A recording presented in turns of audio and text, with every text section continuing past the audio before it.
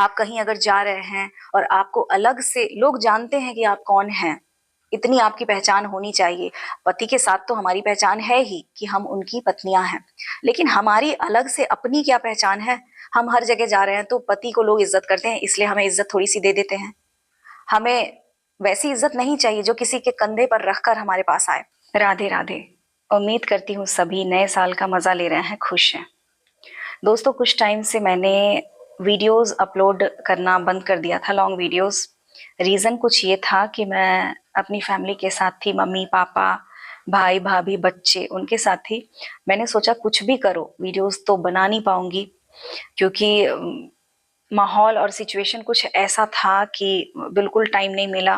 Videos upload नहीं हो रहे थे, पर मेरे सामने जो पल था, जो मेरी फैमिली थी, भैया भाभी, घर में जो माहौल था, बच्चे बूढ़े बुजुर्ग सारे एक साथ थे, तो ये जो पल, मैंने सोचा कि इस पल को एंजॉय किया जाए।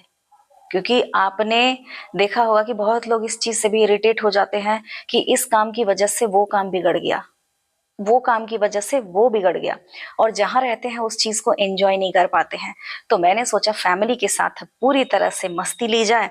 आप जब से सुबह उठते हैं रात तक बहुत सारे खुशी के पल छिपे हुए होते हैं, आपको चुन चुन कर निकाल कर खुश होना पड़ता है। अब मैं आ गई हूँ, और अब एक ऐसे टॉपिक को लेकर आई हूँ जो शायद एक की प्रॉब्लम नहीं है, 80-90% महिलाओं की आजकल की प्रॉब्लम है।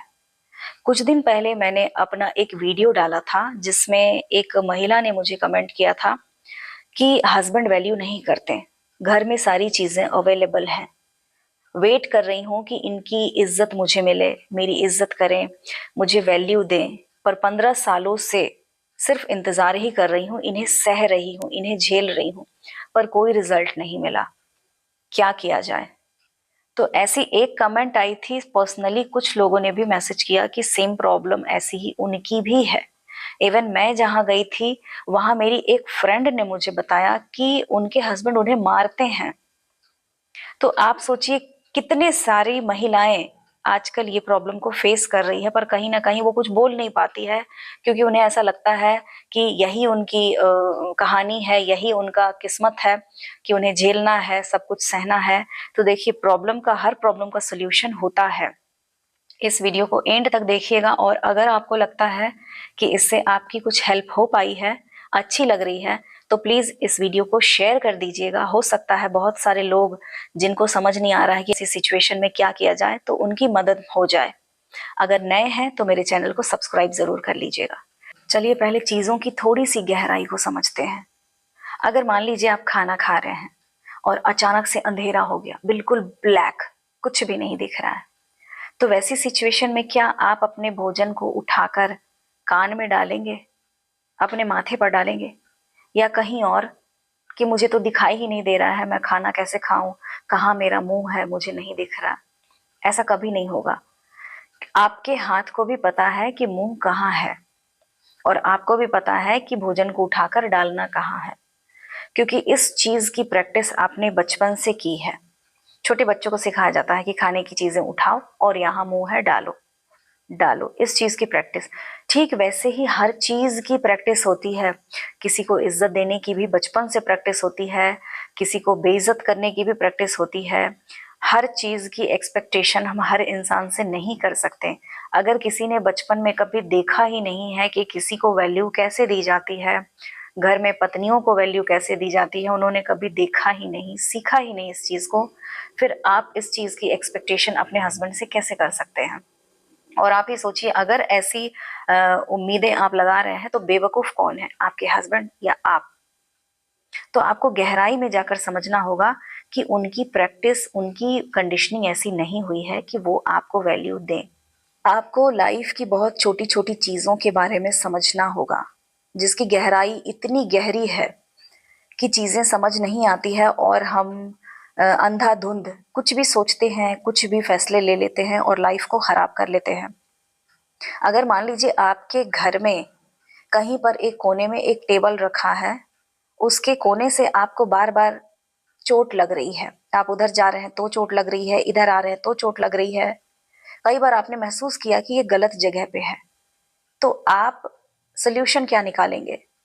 यही ना कि उस कुर्सी को, उस टेबल को वहां से हटाकर कहीं और रख देंगे। तो लाइफ में भी यही चीजें करनी पड़ती है। अगर इस तरीके से लाइफ सही नहीं चल रही है तो उसको रीबिल्ड करके देखना पड़ता है कि शायद ये तरीका फिट बैठ जाए, शायद अब सब कुछ ठीक रहे। तो आपने इतने साल वेट किया, पत्नियां यही सोचती है कि वैल्यू क्यों नहीं दे रहे हस्बैंड, केयर क्यों नहीं कर रहे हैं, इज्जत क्यों नहीं दे रहे हैं। देखिए, कहीं ना कहीं हम अपने पतियों को ऐसा महसूस करा देते हैं कि उनके बिना हमारा कुछ नहीं है, वो जो है हमारे वही हैं।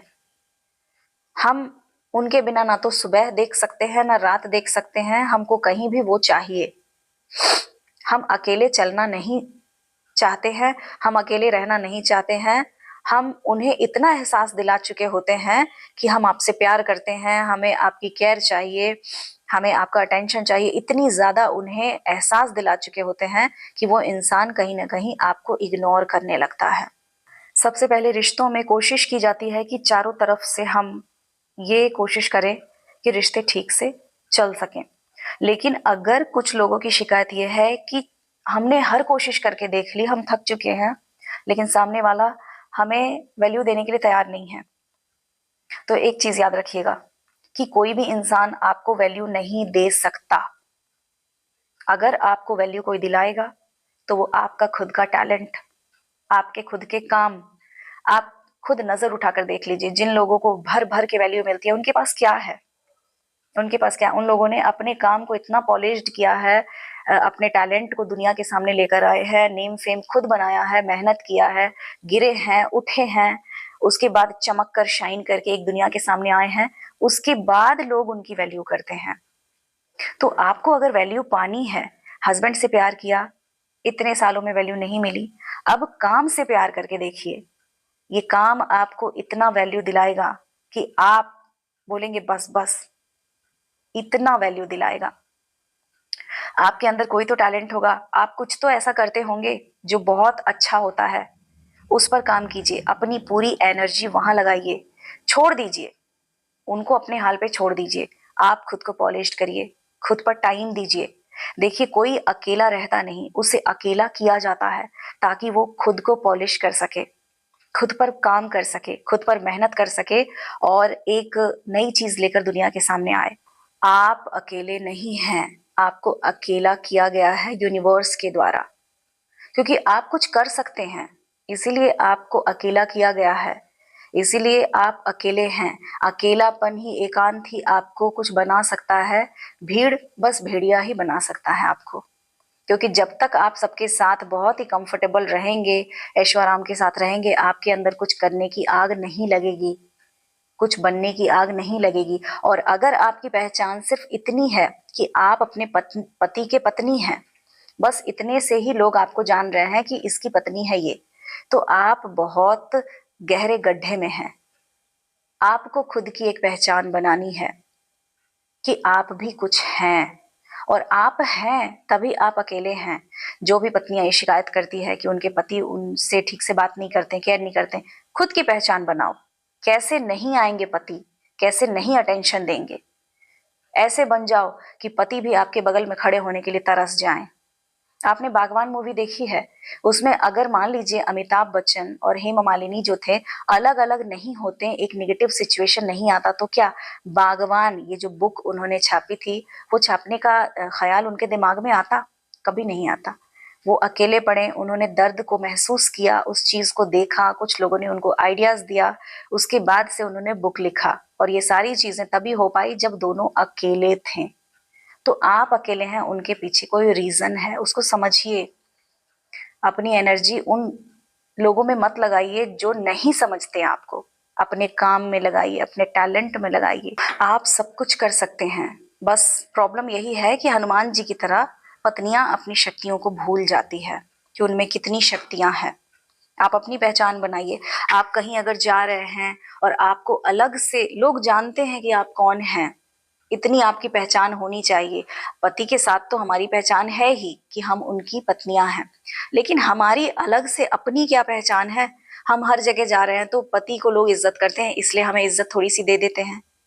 हमें वैसी इज्जत नहीं चाहिए जो किसी के कंधे पर रखकर हमारे पास आए। हमें खुद की वैल्यू बनानी है। हमें अपना एक नाम और पहचान, कहते हैं ना, छोटा है पर अपनी होनी चाहिए। तो अपनी पहचान बनाइए, अपने काम से खोजिए, ढूंढिए कि कौन सी ऐसी चीज है, कौन सा ऐसा टैलेंट है जो आपके अंदर है छुपा हुआ, उस पर काम कीजिए, अपनी एनर्जी, पूरी एनर्जी वहां लगाइए। और फिर देखिए वो टैलेंट अगर आपको वैल्यू नहीं दिलाता है दुनिया से, फिर आप कुछ भी, आप बिल्कुल बदल दीजिएगा आप इस पूरी दुनिया को, ऐसी ताकत है आप में। तो बिल्कुल खुश रहिए, स्वस्थ रहिए, किसी की उम्मीद मत करिए। आप इस दुनिया में अकेले ही आए हैं और आपके साथ जाते वक्त भी कोई नहीं जाएगा। और इसीलिए इस पूरी दुनिया में, इस बीच में जो जर्नी है आपकी, वो भी आपको अकेले ही करना है। आप दुखी होते हैं तो आप अकेले रोते हैं, चिल्लाते हैं, कोसते हैं, सब कुछ आपको अकेले करना पड़ता है। लोग 2 मिनट के लिए आते हैं, सोल्यूशन देके चले जाते हैं, पर करना आपको खुद है। इसीलिए शुरू होइए, उठिए, करिए, रुकिए मत, उदास मत होइए, निराश मत होइए। बिल्कुल आपको करना है। खुश रहिए, स्वस्थ रहिए और खुद पर लगे रहिए, फिर देखिए कितनी वैल्यू मिलती है।